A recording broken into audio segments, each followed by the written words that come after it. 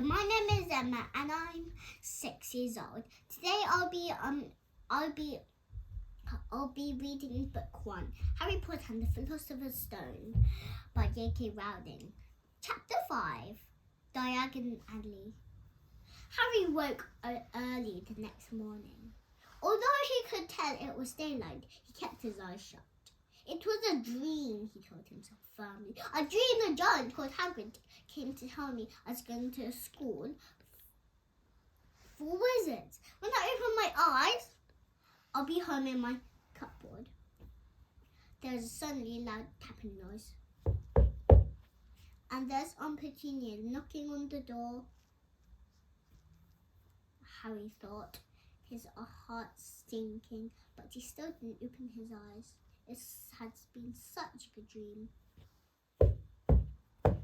Tap, tap, tap. All right, Harry mumbled. I'm getting up. He sat up and Hagrid's heavy coat fell off him. The hut was full of sunlight. The storm was over. Hagrid himself was asleep on the collapsed sofa. And there's an owl wrapping its claw on the window, a newspaper held in its beak. Harry scrambled to his feet, so happy he felt as though a large balloon was swelling inside him. He went straight to the window and jerked it open. The owl swooped in and dropped a newspaper on top of Hagrid, who didn't wake up. The owl then fluttered onto the floor and began to attack Hagrid's coat. Don't do that. It ignored him.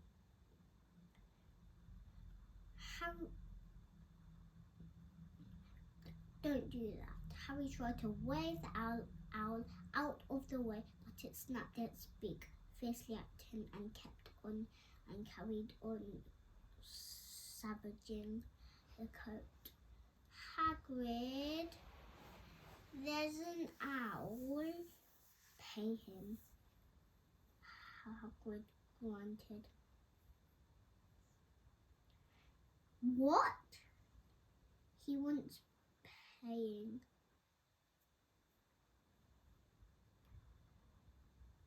Look in the pockets.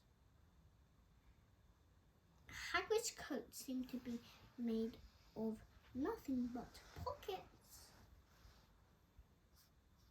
Bunches of keys, slug pellets. Finally, Harry poured out a handful of strange-looking coins. Give him 5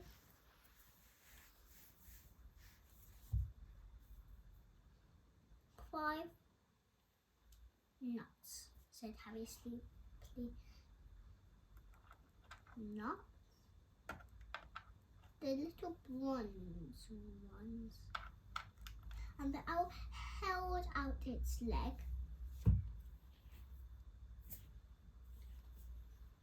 So he could put the money into a small leather pouch tied to it.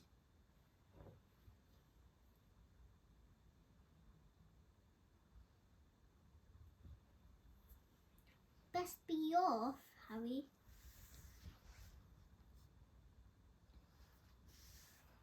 Got to get up to London and buy you your stuff. For school.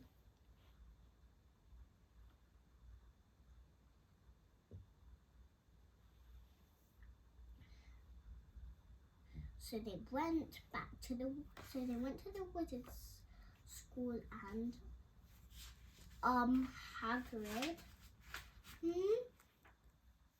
I just need to get the page ready.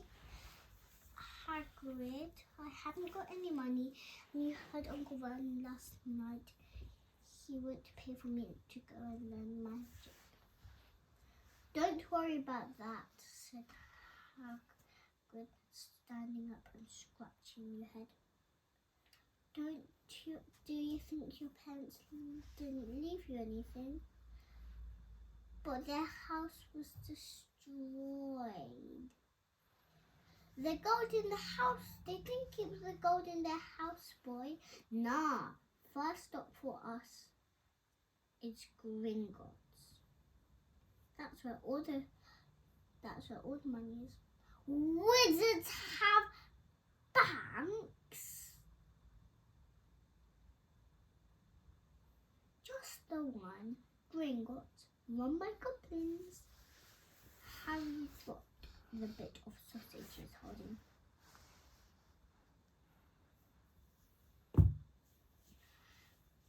Goblins? Yeah, so you'd be mad to try and rob it, and I'll tell you that. Never mess with goblins, Harry. Gringotts is the safest place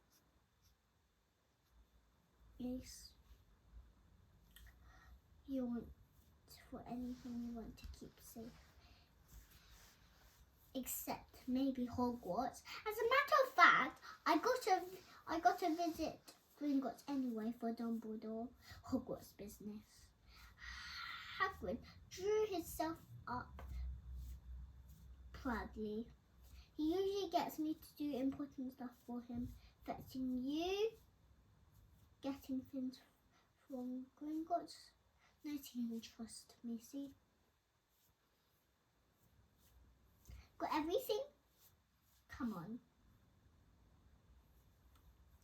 The boat Uncle Vernon had hired was still there with a lot of water in the bottom of the storm.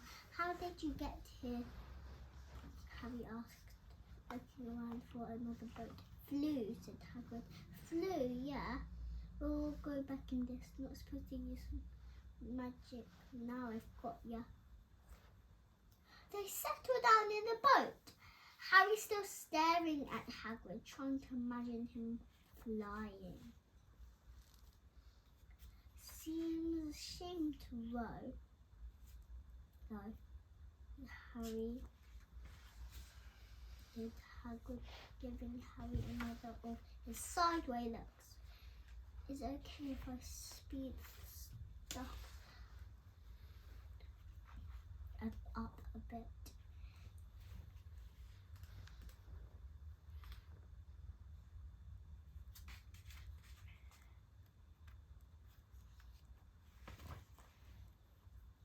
And also, there are well, why would you be mad to try and rob Gringotts?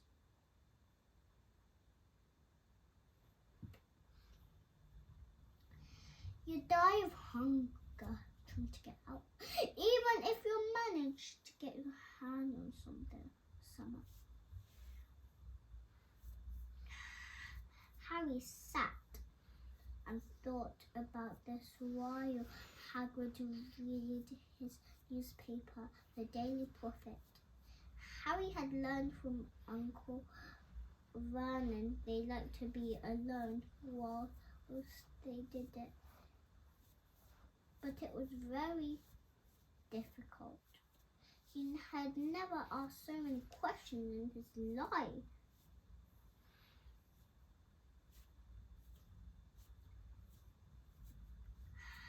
Hagrid muttered.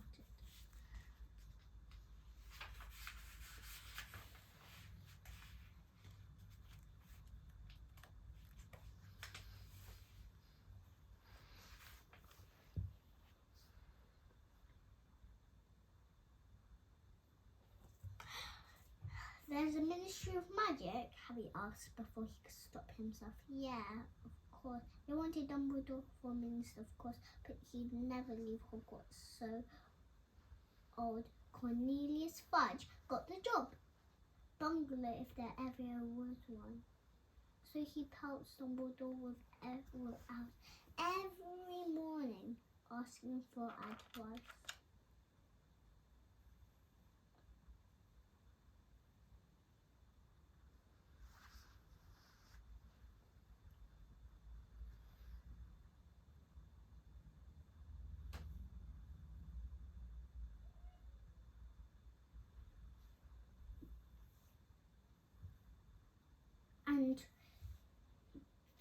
There are dragons and Gringotts.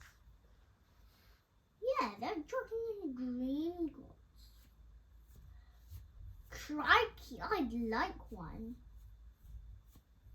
You'd like one? Wanted one ever since I was a kid. Here we go. They had reached the station. There was a train to London in 5 minutes' time. Hagrid, who didn't understand Muggle money as he called it, gave notes to Harry so he could buy their tickets. People stared more than ever on the train. Hagrid took up 2 seats and sat knitting what looked like a canary yellow circus tent. Still got your letter, Harry? He asked as he counted stitches. Harry took the parchment envelope out of his pocket. Good. Harry, there's a list there of everything you need. Uniform. 3 sets of plain work robes, black. 1 plain pointed hat, black, for day wear. 1 pair of protective gloves, dragon hide or similar. 1 winter cloak, black and silver fastenings. Please note that all pupils' clothes should carry name tags. Set books. All students should have a copy of each of the following.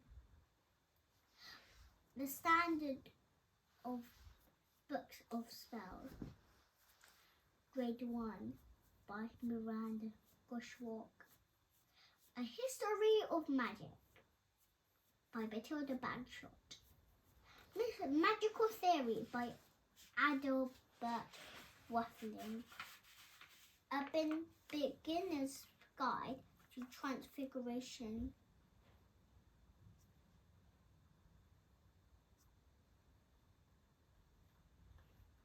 Magical Drafts and Potions by Anya Stigger. Fantastic Beasts and Where to Find Them by Newt Scamander.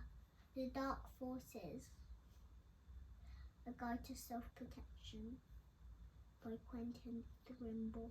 Other equipment. 1 cauldron pewter, standard size 2. Set glass or crystal vials. Telescope. Set brass scales. Students may also bring an owl or a cat or a toad. Parents are reminded that first years are not allowed their own broomsticks. Can we buy all this in London? Harry wondered aloud. If you know where to go. Hagrid. Harry had never been to London before. Although Hagrid seemed to know where he was going, he obviously not used to get there in an ordinary way. He got stuck in the ticket barrier on the underground and complained loudly that the seats were too small and the trains were too slow. I don't know how the muggles manage without magic, he said, as they climbed a broken down escalator which led up to a bustling road lined with shops. Hagrid was so huge that he parted the crowd easily. All Harry had to do was keep close behind him.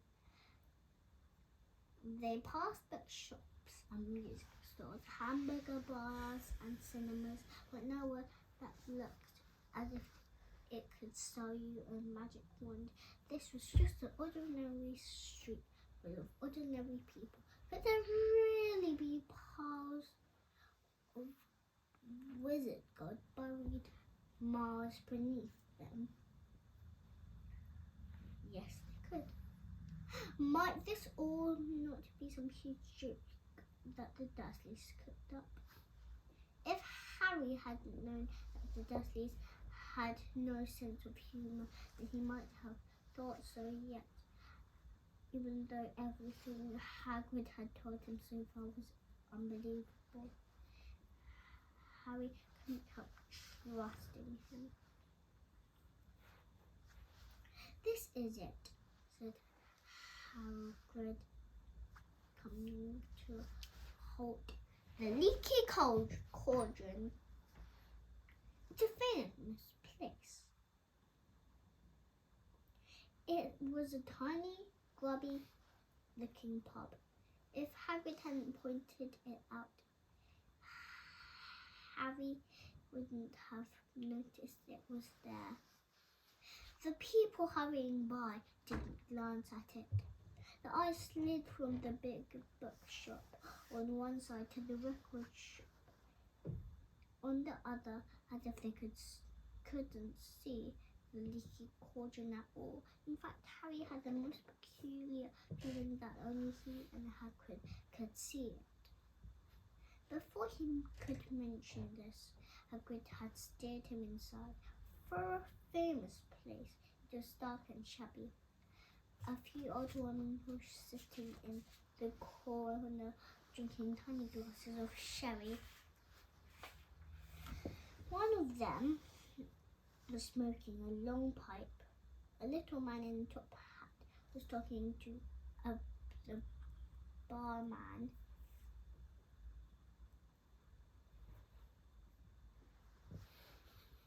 "The usual, Hagrid. Can't home. I'm on Hogwarts business," said Hagrid.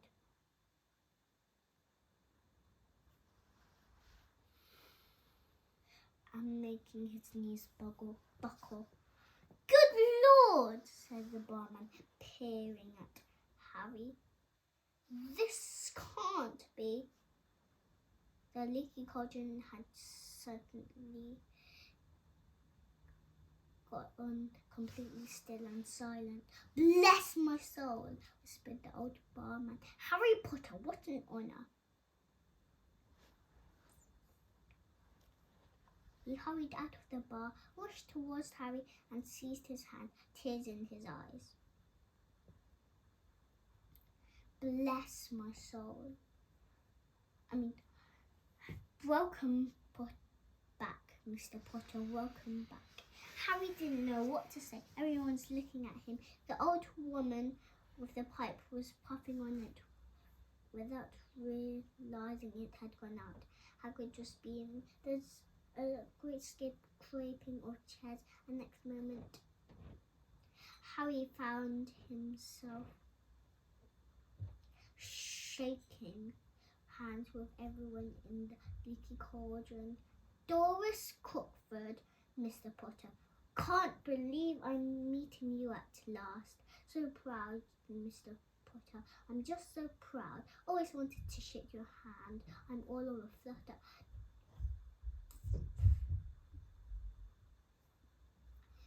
"Delighted, Mr. Potter. Just can't tell you. Diggle's the name. Deadless Diggle." "I've seen you before," said Harry, as Deadless Diggle's top hat fell off in his excitement. "You bowed to me once in a shop." "He remembers!" cried Deadless Diggle, looking around at everyone. "Did you hear me? Did you hear that? He remembers me." Harry shook his hands again and again. Doris Crockford kept coming back for more.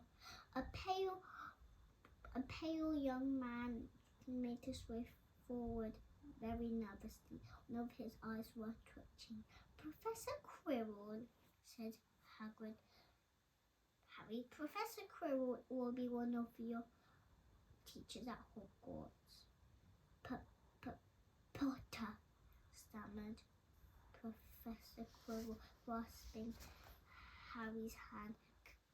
"Can't tell you how pleased I am to meet you. What sort of magic do you teach Professor Quirrell? Defense against the dark arts, muttered Professor Quirrell, as though he'd rather not think about it. Not that he needed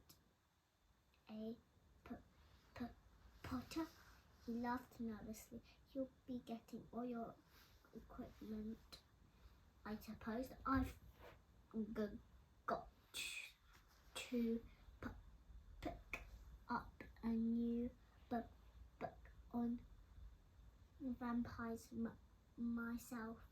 He looked terrified at the very thought. But the others wouldn't let Professor Quirrell Harry to himself. It took almost 10 minutes to get away from them all. At last, it took almost 10 minutes to get away from them all. At last, Harry managed to make himself heard over the babble.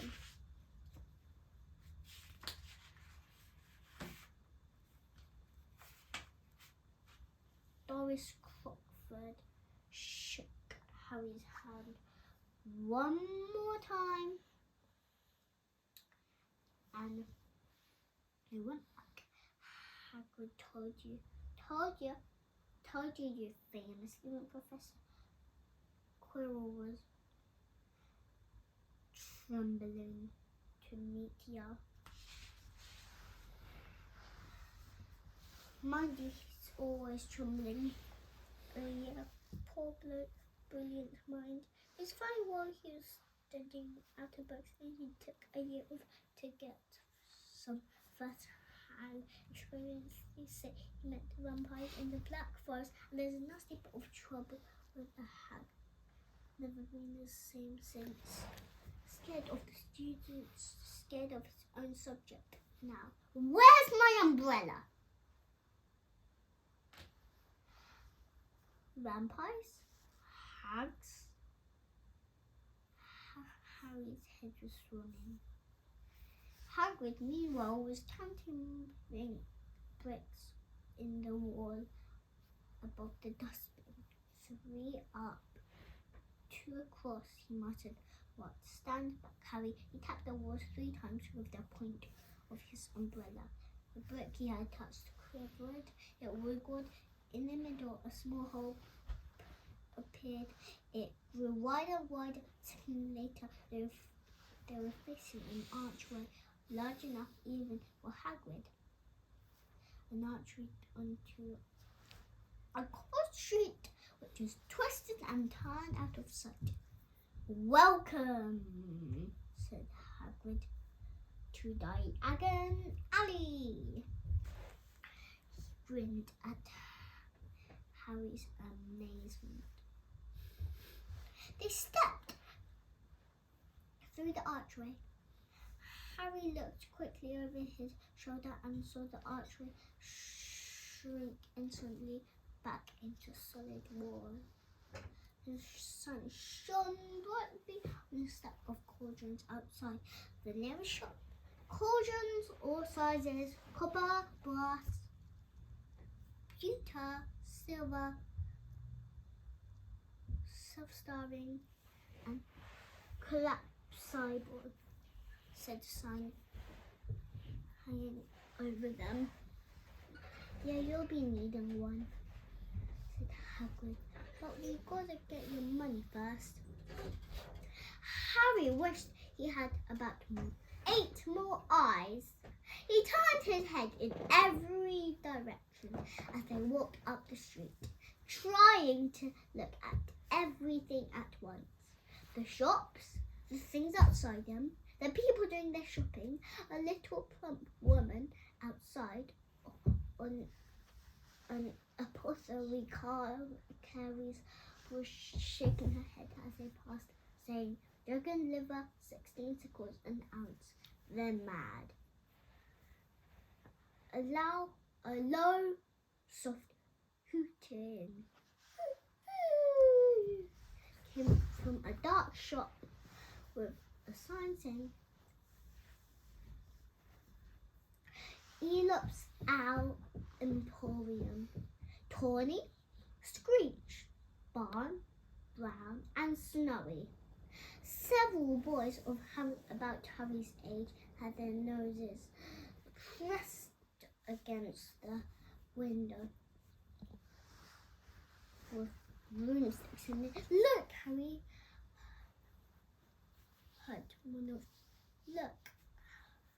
Harry heard one of them say, the Nimbus 2000, fastest ever. There were shops selling robes, selling robes, shops selling telescopes and strange silver instruments Harry had never seen before. Then there also Gringotts, said Hagrid. They had reached the snowy white building which towered over the little shops. Standing beside its burnished bronze doors, wearing a uniform of scarlet and gold, was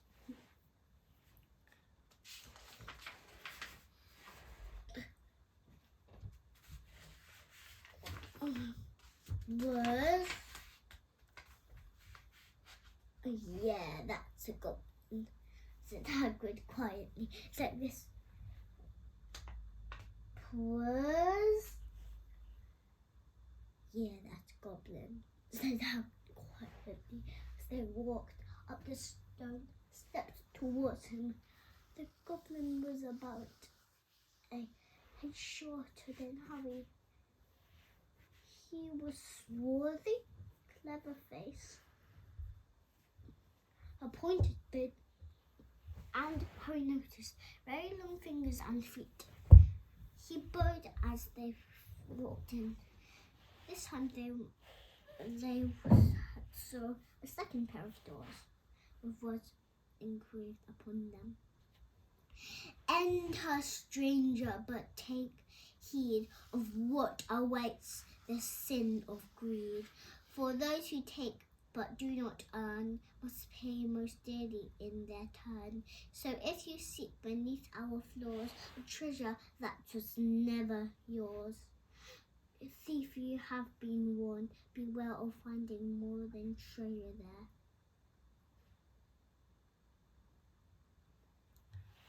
Like I said, you'd be mad to try and rob it, said Hagrid.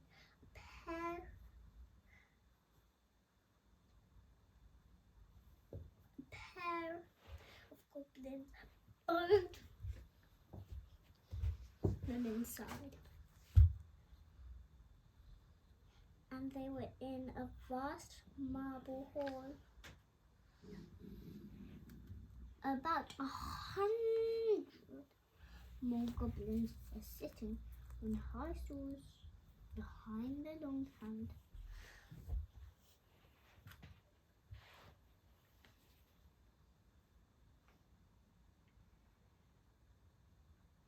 You have his key, sir. No, wait, I forgot. I wasn't up to there. Let me see. Where was I to?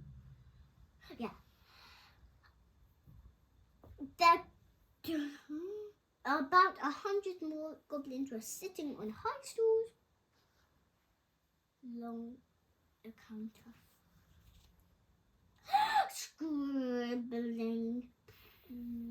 scribbling in large ledgers, weighing coins on brass scales, examining precious stones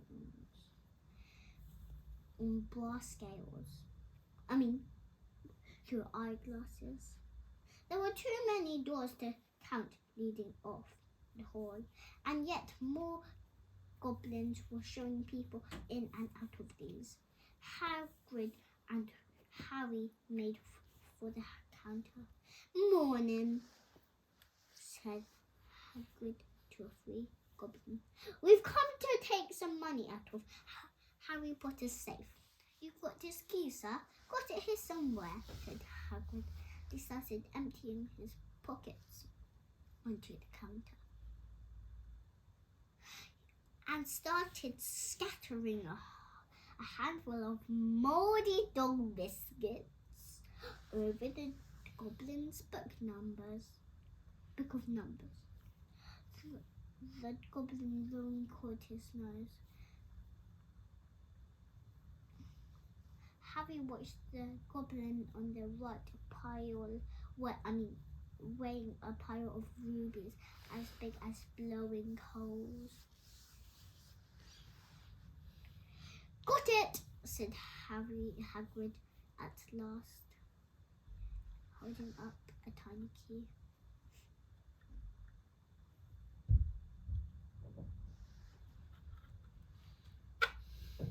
Very well, he said. I will have someone to take you down to both vaults. Grip Hook was yet another goblin. Once Hagrid had crammed all the dog biscuits back inside his pocket, he and Harry had followed Grip Hook towards one of the doors leading off the hall. What's the you know who? You know what? What's the you know? What? No. What's the you know?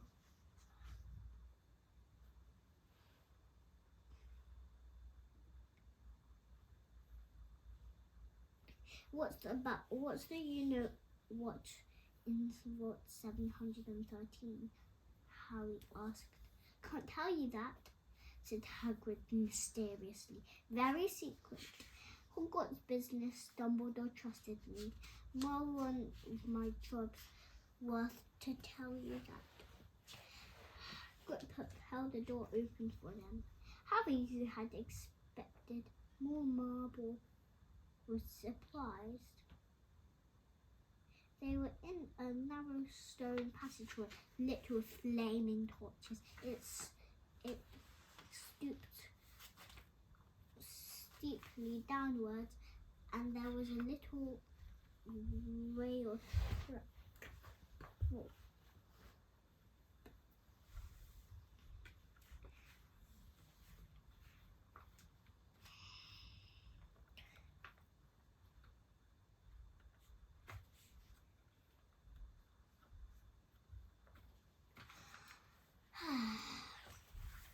Just didn't work.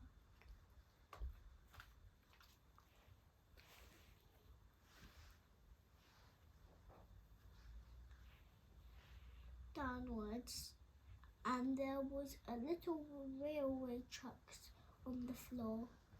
Grip Hook whistled, and a small cart came hurtling up the tracks towards them.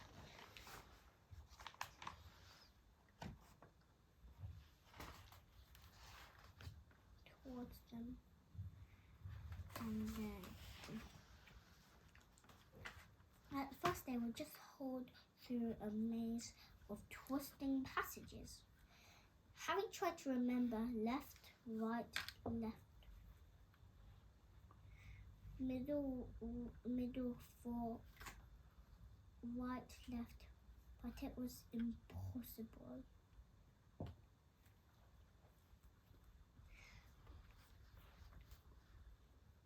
The rattling cart seemed to know its own way, because Grip Hook wasn't steering.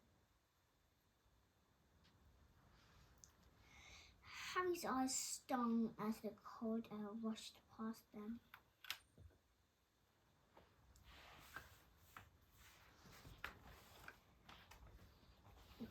I never know, Harry called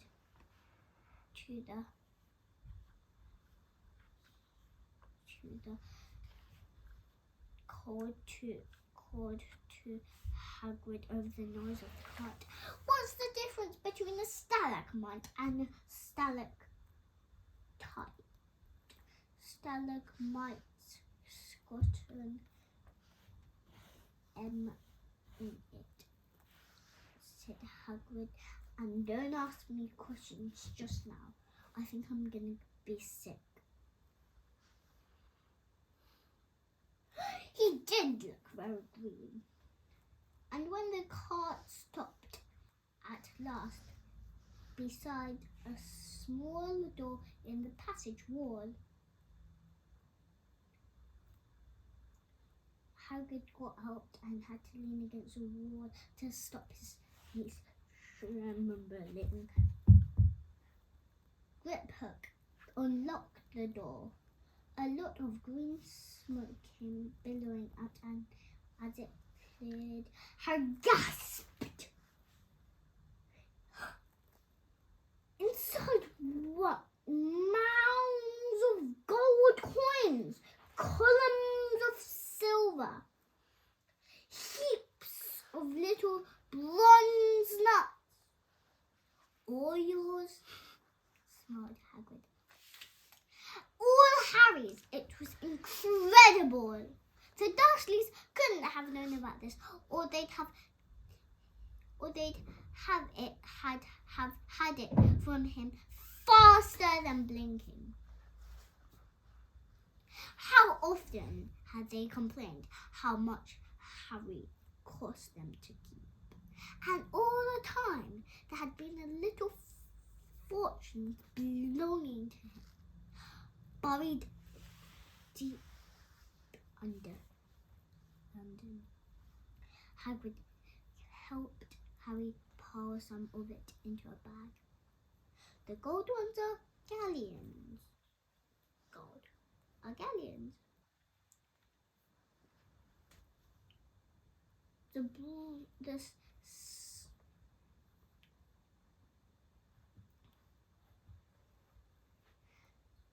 gold ones are galleons. 17 silver sickles to galleon. 17 silver sickles to galleon. And 29 nuts.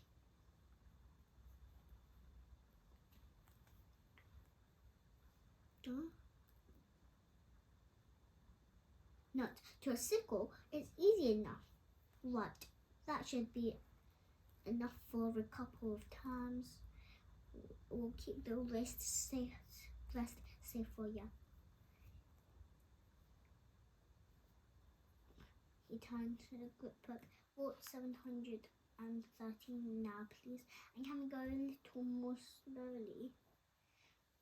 One speed only.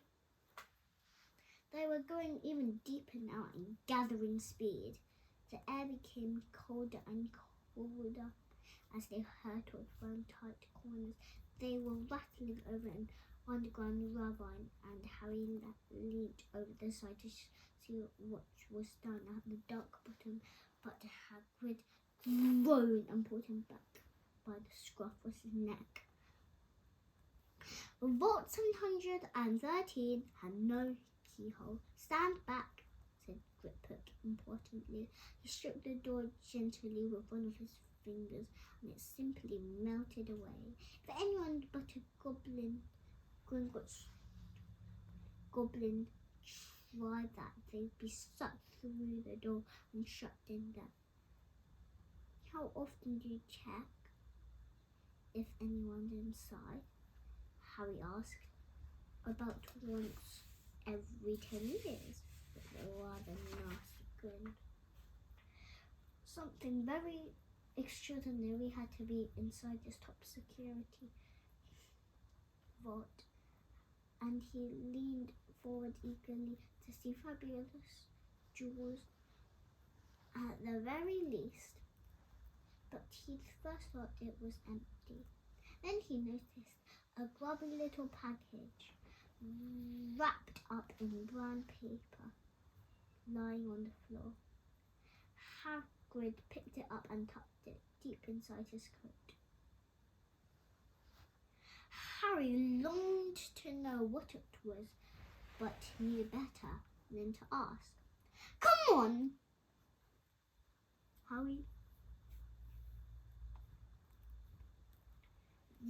Back in this infernal cart and don't talk to me on the way. It's best if I keep my mouth shut, said Hagrid.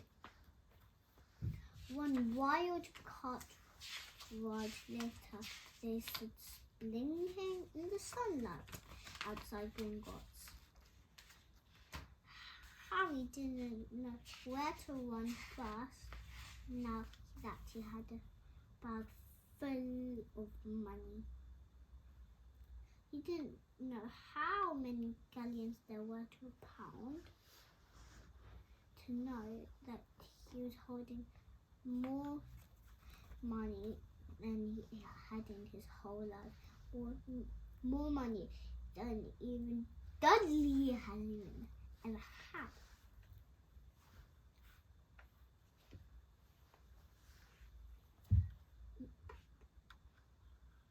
Might as well get ya, you're on the phone, said Hagrid, nodding towards Madame Malkin's robes for all occasions. Listen, Harry, would you mind if I slipped off the pick up me in the leaky cauldron? I hate them. In the Gringotts carts. He did still look a bit sick, so Hagrid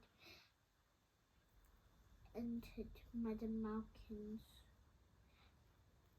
shop alone, feeling nervous. Madame Malkin was a squat, smiling witch, all in mauve. Hogwarts Day, she said when Harry started to speak. Got the lot here, another young man being fitted up just now, in fact. In the back of the shop, a boy with a pale, pointed face was standing on a footstool while a second witch pinned up his long black robes. Madame Malkin stood Harry on the stool next to him, slipped a long robe over his head and began to pin it to the right. Then, "Hello," said the boy. "Hogwarts too?" "Yes," said Harry. "My father's next door buying my books, and Mother's up at the street looking at ones," he said. He had a bored, drawling voice. "Then I'm going to drag them off to look at the racing brooms." "I don't see why first years can't have their own. I think I'll bully Father into getting me one, and I'll smuggle it in somehow." Harry was strongly reminded of Dudley. "Have you got your own broom?" the boy went on. "No, play Quidditch, no." "Would you what Quidditch could be?" "I do. Father says it's a crime if I'm not picked to play for my house, and I must agree. Know what house you'll be in yet?" "No," said Harry, feeling more stupid by the time. "Well, no one really knows until they get there, do they? But I know I'll be in Slytherin. All my family have been in. Imagine being in Hufflepuff. I think I'd leave, wouldn't you?"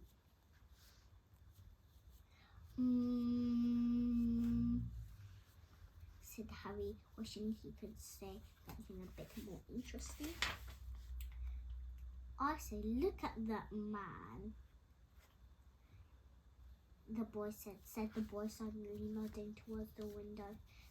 Hagrid was standing there, grinning at Harry and pointing at two large ice creams to show that he couldn't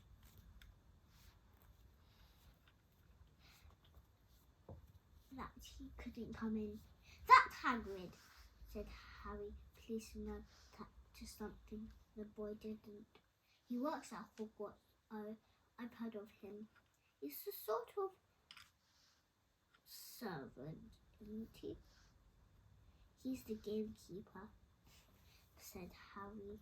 He's liking the boy less and less every second. Yes, exactly. I heard you his thought of a savage. He lives in a hut in the school grounds and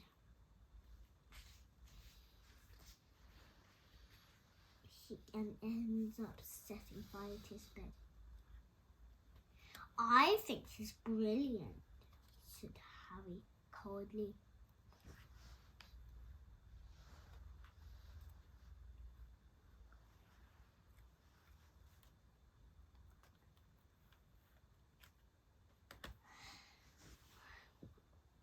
Why is he with me?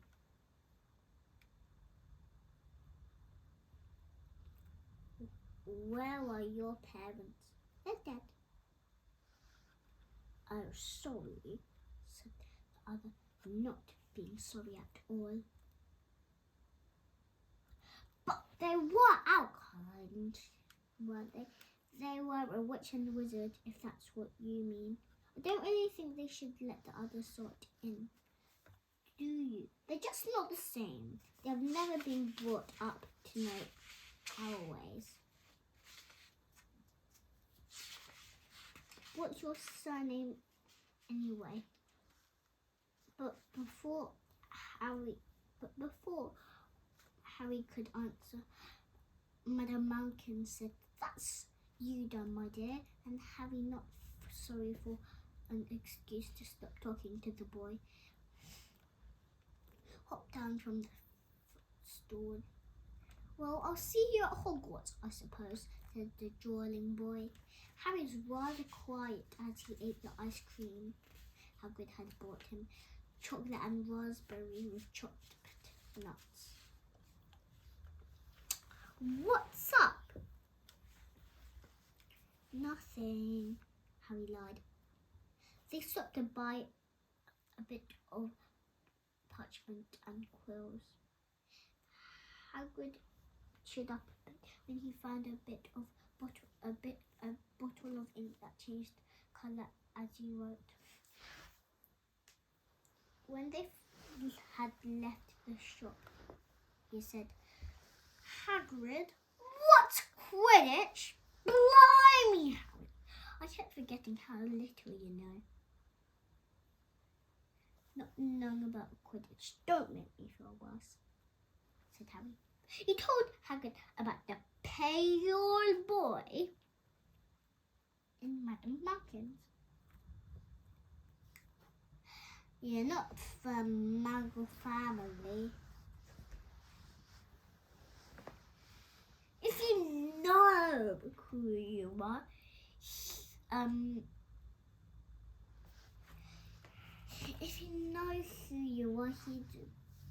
he's grown up knowing your name, and if his parents were a wizard and folk, you saw them in the leaky cauldron.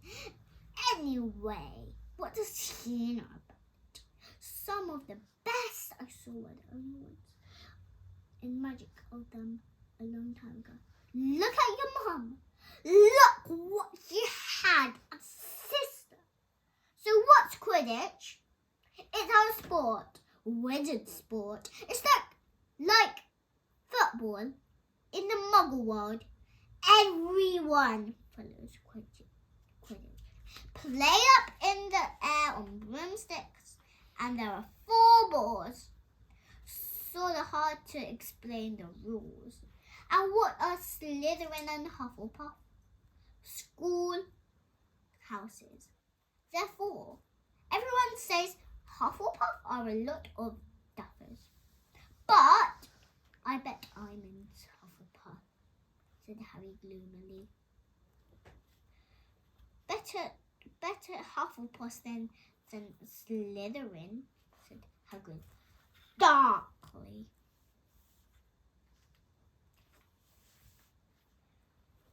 You know who was one. Well, sorry, you know who was at Hogwarts years and years ago, said Hagrid. They bought Harry's school books. They bought Harry school books in a shop called Flourish and Blots, where the shelves were stacked to the ceiling with books.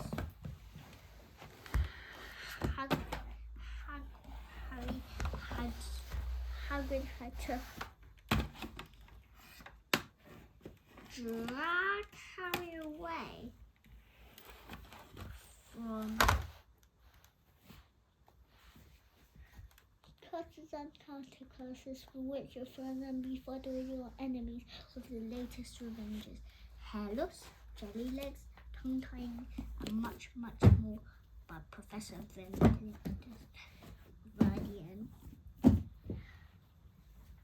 I'm trying to say. I was trying to find out how to cast Dudley.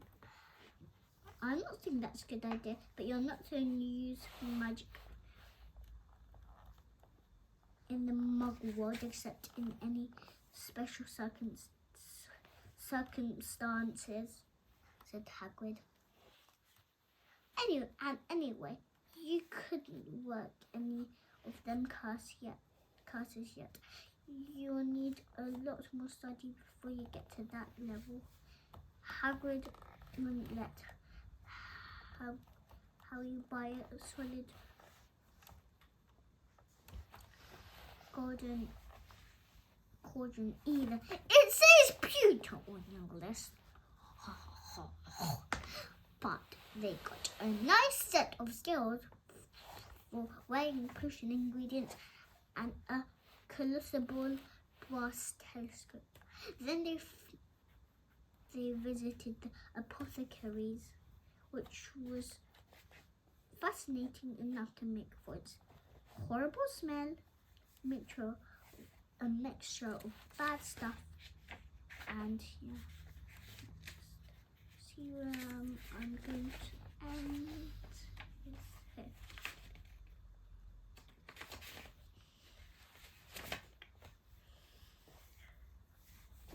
Oh yeah, I still haven't, just one left. Oh yeah, I still haven't got you a birthday present. Harry felt himself going red, like a tomato. You don't have to. I know I don't have to. Tell you what, I'll get you an animal. Not a toad. Toads went out of fashion years ago. You'll be laughed at. And I don't like cats. They will make me sneeze. I'll get you an owl. All the kids want owls. They're dead useful. Carry your poster and everything. 20 minutes later, they left Elo's Owl Emporium, which had been dark and full of rustling and frickling, jewel-bright eyes. Harry now carried a large cage which held a beautiful snowy owl fast asleep with her head under her wing. He couldn't stop stammering his thanks, sounding just like Professor Quirrell. Don't mention it, said Hagrid gruffly. Don't expect you've had a lot of presents from them Dursley's. Just Ollivanders left. Now, are you faithful ones, Ollivanders?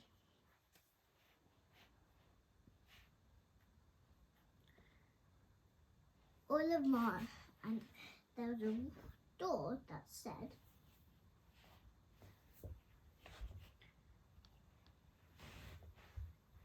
Ollivanders, maker of fine wands since 382 BC. A single wand lay on a faded purple cushion in the dusty window. The last shop was narrow. It was a tiny place. It's empty except for a single spindly chair which Hagrid sat on to wait. Harry felt strangely as though he had entered a very strict library. He swallowed a lot of new questions which had just occurred to him, and looked and said at the thousands of narrow boxes piled neatly up onto the ceiling. For some reason, the backbone in his neck trickled. The very dust and silence seemed to tinkle with some secret magic. Good afternoon, Naomi. Good afternoon, said a soft voice. Harry jumped. Hagrid must have jumped too, because there was a loud crunching noise.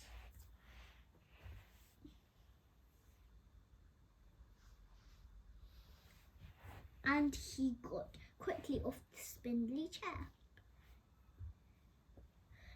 An old man was standing before them, his wide, pale eyes shining like moons through the gloom of the shop. Hello, said Harry awkwardly. Yes, said the man. Yes, said the man.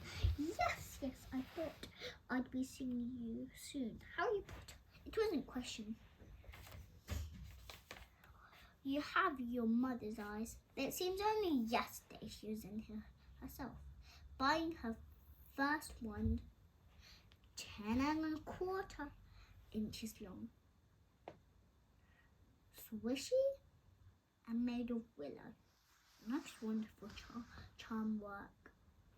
Mr. Ollivander moved closer to her.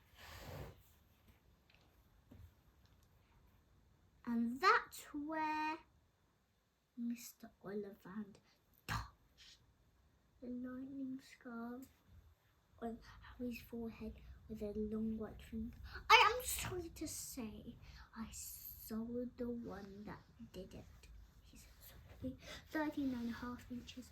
You powerful one. Very powerful, and in the wrong hand. If I'd known that one in the world was going to do. He shook his head, and then to Harry's relief spotted Hagrid. Rubus Hagrid, how nice to see you again. 16 inches. Rather bendy, wasn't it? It was, yes, said Hagrid.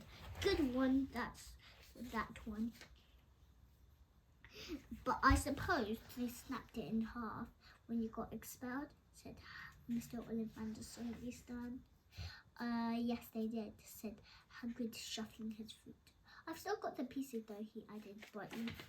But you still don't use them. Oh, no, sir. Harry noticed he gripped his pink umbrella very tightly as he spoke. Said Mr. Ollivander, giving Hagrid a piercing look. Well, now, Mr. Potter, let me see. He pulled a long tape measure with silver markings out of his pocket. Which is your wand arm? Well, I'm right-handed, said Hagrid. Hold out your arm. That's it. He measured Harry from shoulder to shoulder, then wrist to elbow, wrist to elbow, shoulder to floor, knee to armpit, and round his head. Then, as he measured, he said, every Ollivander wand has a core of magical power, substance. Mr. Potter, we use unicorn hairs.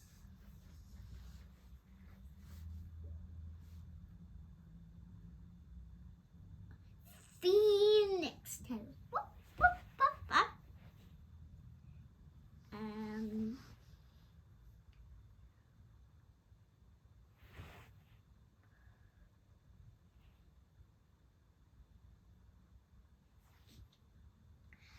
And heartstrings of a dragon. Then, no two Ollivander wands are the same, just as no two unicorns, dragons, or phoenixes are quite the same. course, you will never get such good results with another wizard's wand. Harry suddenly realised that the tape measure, which was measuring between his nostrils, was measuring on its own.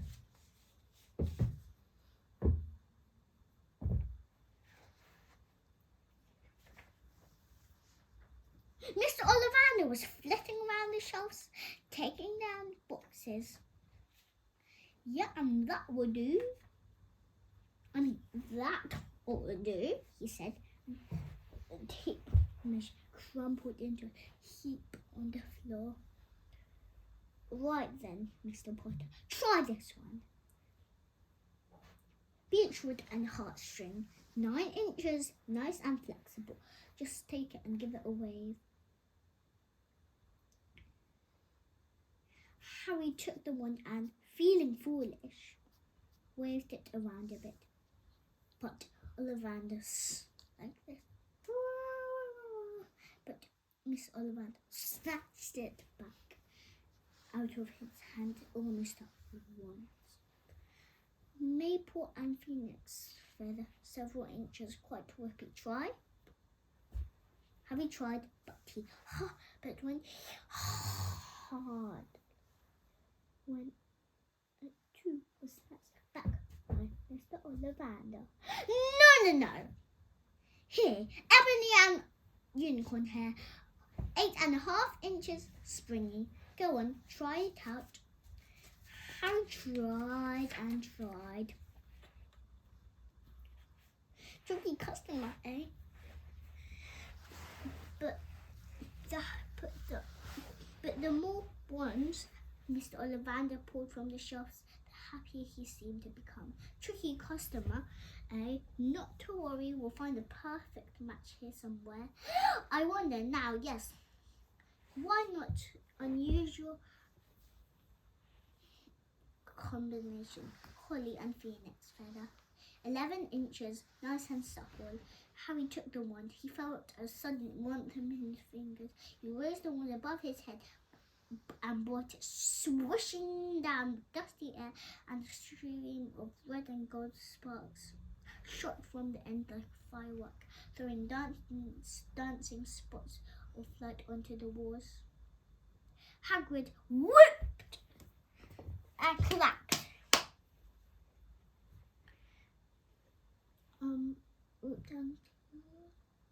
And Mr. Ollivander cried, "Oh, bravo! Yes, indeed. Oh, very good. Well. How curious! How very curious!" "Sorry," said Harry, "but what's curious?"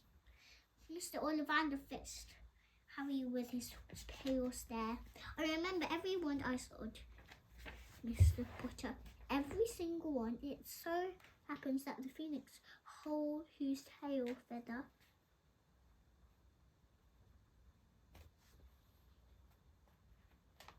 give another feather, just one other. It is very curious indeed that you should be destined for this wand when its brother, why its brother, gave you that scar." Harry swallowed. "Yes, 13.5 inches. You curious. Curious indeed how these things happen. The one chooses the wizard, remember, and we think we must be expecting great things from you, Mr. Potter. After all, he who must not be named did great things. Terrible, yes, but great." Harry shivered. He wasn't sure he liked Mr. Ollivander too much. He paid 7 gold galleons for his wand, and Mr. Ollivander borrowed them from their shop. The late afternoon sun hung low in the sky as Harry and Hagrid made their way back down Diagon Alley. Back through the wall, back through the leaky cauldron, now empty. Harry didn't speak at all as they walked down the road. He didn't even notice how much people were gawping at them on the underground, laden as they were all funny shaped passages with the sleeping snowy owl on Harry's lap. Up another escalator, out into Paddington Station. Harry only realised where they were until Hagrid tapped him on the shoulder. "Got time for a bite to eat before your train leaves," he said. He bought Harry a hamburger and they sat down on the plastic seats to eat them. Harry kept looking around. Everyone looked so strange somehow. "You're right, Harry, you're very quiet." Harry wasn't sure he could explain. He just had the best birthday of his life, and yet he chewed his hamburger, trying to find the words. "Everyone thinks I'm special," he said at last. "All those people in the leaky cauldron, Professor Quirrell, Mr. Ollivander, but I don't know anything about magic at all. How can they expect great things? I'm famous and I can't even remember what I'm famous for. I don't know what happened when the night my parents died." Hagrid leaned across the table. Behind the wide beard and eyebrows, he wore a very kind smile. "Don't worry, Harry. You'll learn fast enough. Everyone starts at the beginning at Hogwarts. You'll just be fine. Just be yourself. I know it's hard. You've been singled out, and that's always hard. But you'll have a great time at Hogwarts. I still do, as a matter of fact." Hagrid helped Harry onto the train that would take him back to Dursley's, then handed him an envelope. "Your ticket for Hogwarts," he said. "1st of September, King's Cross. It's all on your ticket. Any problems with the Dursleys, send a letter with your owl. She'll know where to find me. See you soon, Harry." The train pulled out of the station. Harry wanted to watch Hagrid until he was out of sight. He rose in his seat and pressed his nose against the window, and he blinked and Hagrid was gone. Bye. The end of chapter 5.